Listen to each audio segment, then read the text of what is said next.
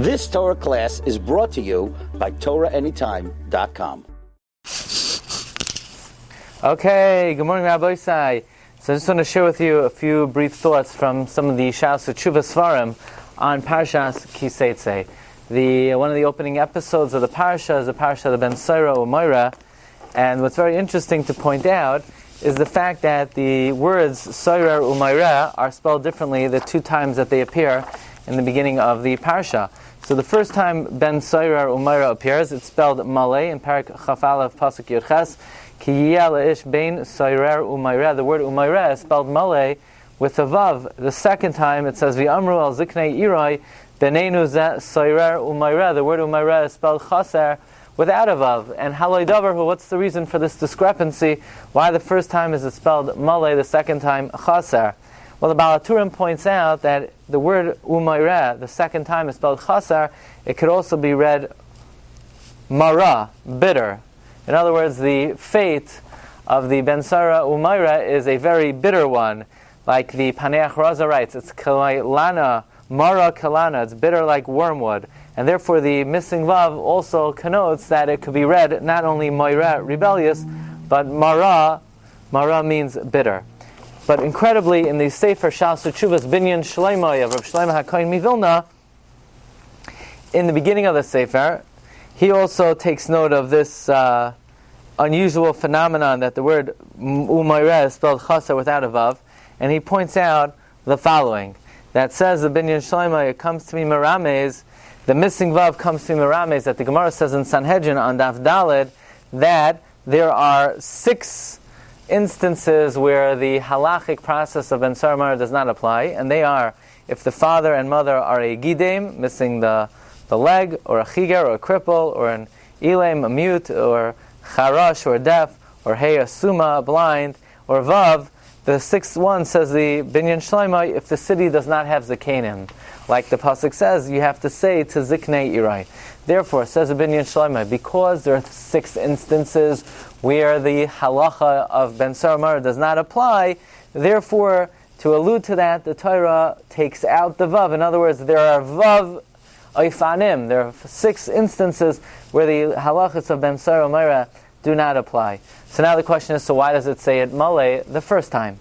To which the Binyan Shleimai says a chidush, that this halacha, that these 6 instances do not have the halachic status of Ben Soira, that is only to exempt the Ben Soira from skila of urigamuhu.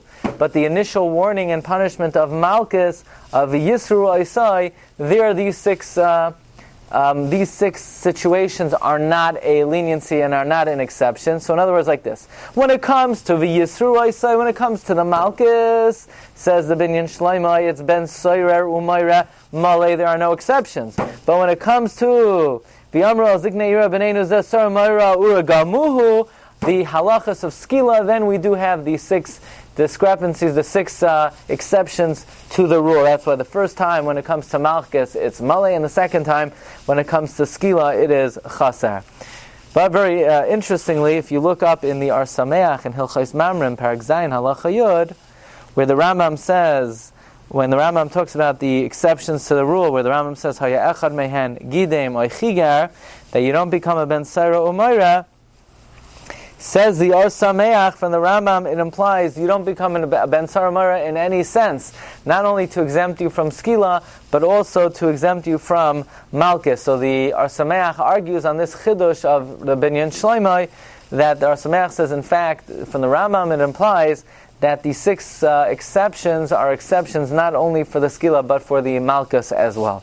That's one interesting point, and a machlokes between the Binyan Shleimai and the Ar Sameach.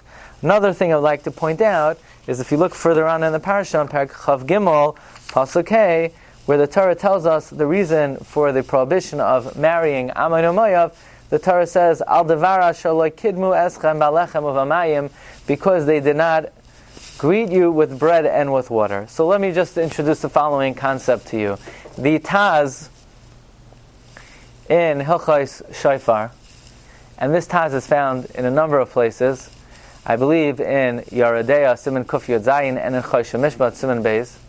The Taz enunciates the following rule. You know, there's a question, we know we don't blow the shofar when Rosh Hashanah comes out on Shabbos.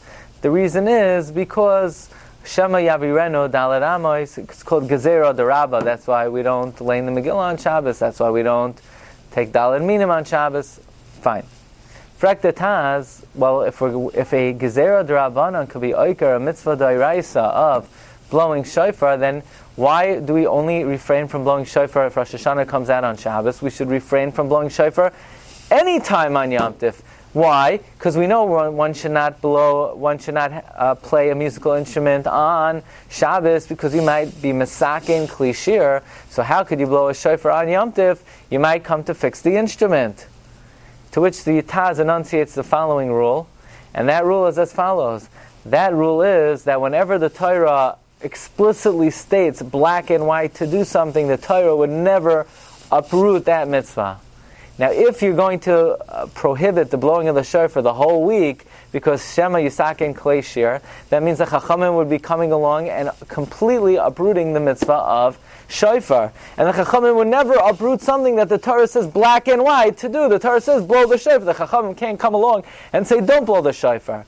I can understand where the Chachamim could come and say don't blow shofar on Shabbos because the Torah never said explicitly blow on Shabbos. It just said blow on Rosh Hashanah, presumably Shabbos included. So the Chachamim could say that presumption of Shabbos included, we're going to say but not Shabbos. But whenever the Torah says explicitly to do something, the Chachamim would never uproot it entirely.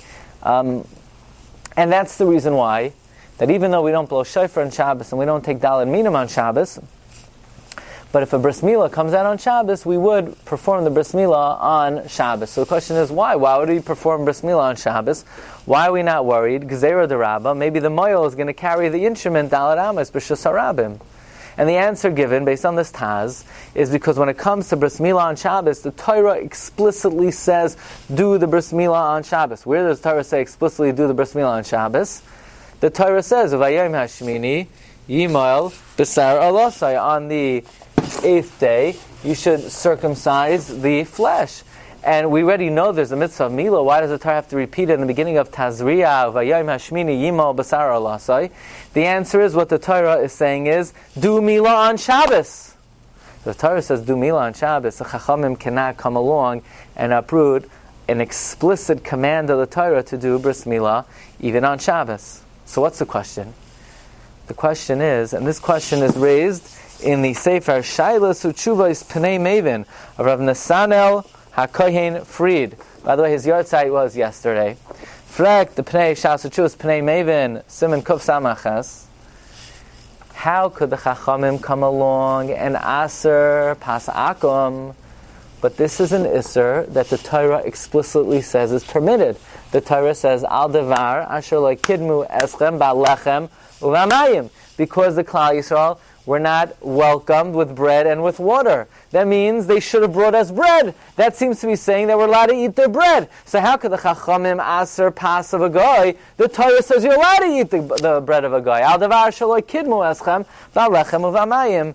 Says the Pnei Maven, this contravenes, this is against the klal of the Taz, and whenever the Torah says something explicitly that it's mutter, the Chachamim cannot aser. Says the Pnei Maven, Bishlam, according to the Rishonim, who say the Torah never asered the bread of the guy when you're in the field or you're in the midbar. So in this scenario, Klal Yisrael was in the midbar, that the Chachamim never asered taka, because the Torah explicitly says that it's mutter. However, according to the Shita of the Rambam, that pas akum is aser even besada and even b'midbar. So then this is something the Torah explicitly permits. How could the Chachamim aser it? This is the question of the Pnei Maven. Look over there in Siman Kuf Samaches. Pnei Maven gives a distinction of when this rule of the Taz applies. Well, the Achronim discuss this question and they offer various possibilities.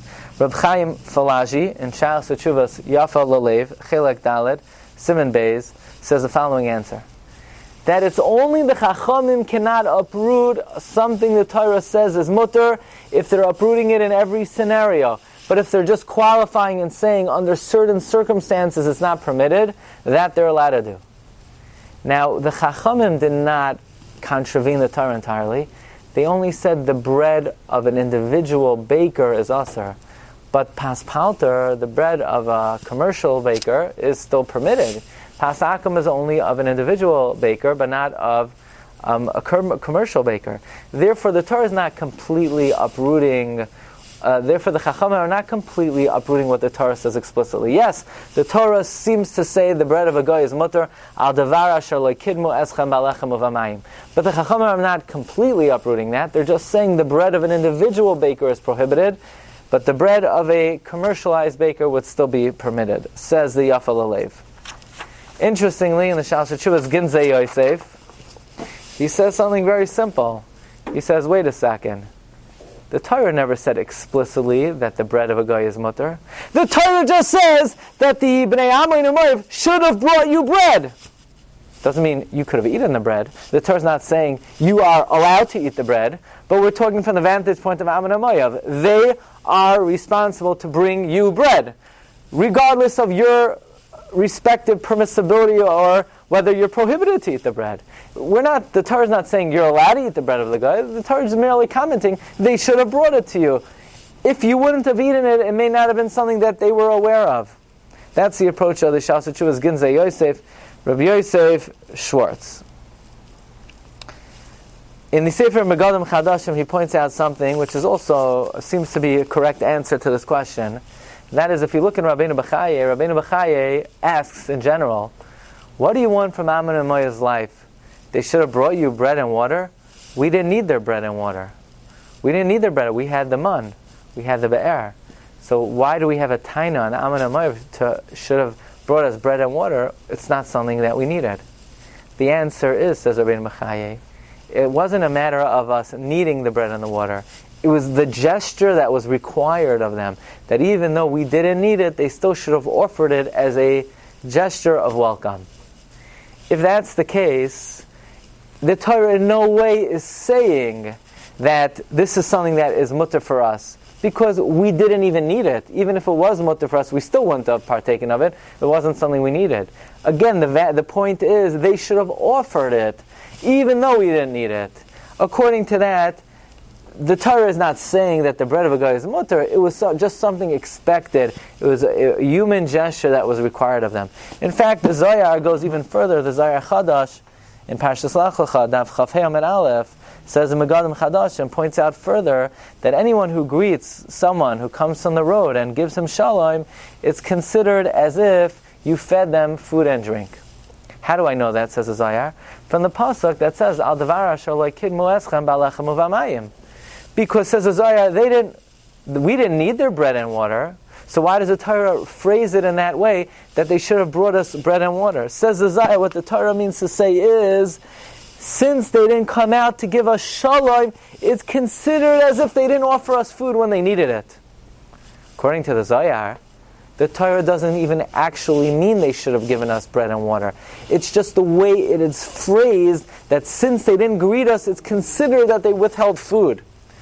So based on these readings of the Psukim, it would seem that in no way is the Torah saying if they would have given it to us, it would have been something to eat, something permissible for us to eat. In fact, the Torah is not even commenting, the Torah is not even really referring to them not bringing us actual food. It's just the way that the Rebbeinu Shalom expresses not greeting somebody traveling through your land is not bringing them food. And therefore this would not be a question on the Taz, because the Torah is not really explicitly saying that this is something that would be permitted. Okay? Thank you everyone for coming and for listening, and I wish everyone a terrific day. Shkayach. You've just experienced another Torah class brought to you by TorahAnytime.com.